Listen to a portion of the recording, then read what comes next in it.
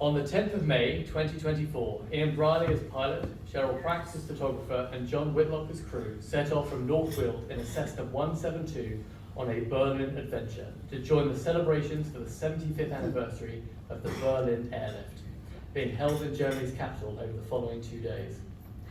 Now, this really was an incredibly special Dawn to Dusk entry, and I hope you will understand why I want to do it justice in my speech tonight.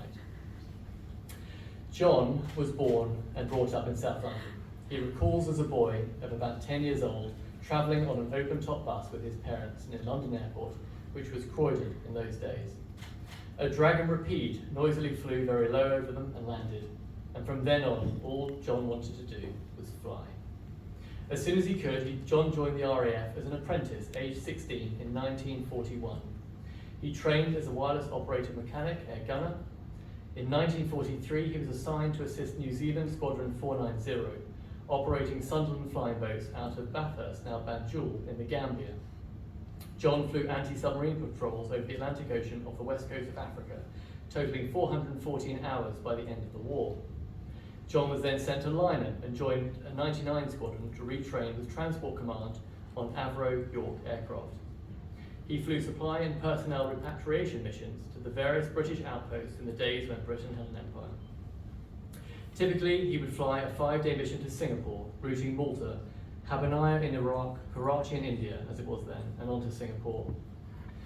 A mere 10 days after the start of the Berlin blockade, John was posted to Wunstorf, Germany. He flew supply missions to Qatar whenever weather allowed, day and night, and often 2 round trips a day. He was part of a crew of 4, pilot, navigator, wireless operator mechanic, and loadmaster. John was responsible for VHF communications. John flew 356 times from Wunstorf to Gatow in support of the Berlin Airlift. After the airlift, John returned to Transport Command duties, rising to the rank of warrant officer, until his service with the RAF finished in 1950. In the RAF, he had flown on Oxford, Anson, Dakota, Sunderland, and York aircraft. After his RAF service, John worked in local government, but his flying career was by no means over. In 1985, he gained his PPL on a PA-28 at Stapleford, and he continued to fly for 25 years until the age of 85.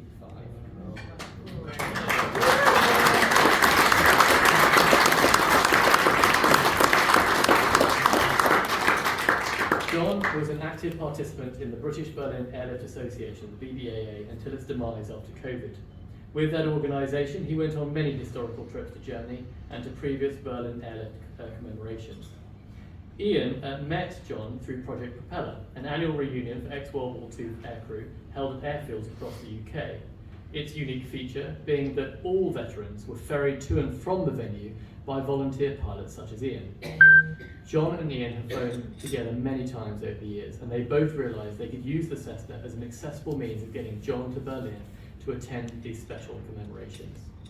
Their flight took them from North Weald to Calais, on to Hanover, and finally to Schöningen, a 634 nautical mile route taking 5 hours and 25 minutes. Luckily for all on board, the weather was excellent throughout the flight, and Cheryl was able to take some excellent photographs and video to include in their logs. Their entry involved meticulous planning, including weighing every single item going into the aircraft that was included on their very extensive equipment list.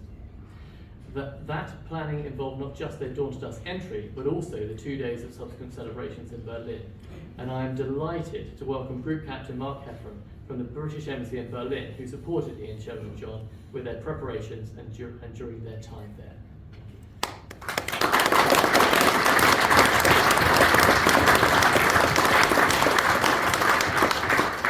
The judges liked the ambition of your entry, the great planning, and the enjoyable and well-written log and accompanying film. My speech cannot do justice to the entry, but I hope it goes some way to highlighting the achievement, sacrifice, and life of John, who turns 100 on the 3rd of March. Wow.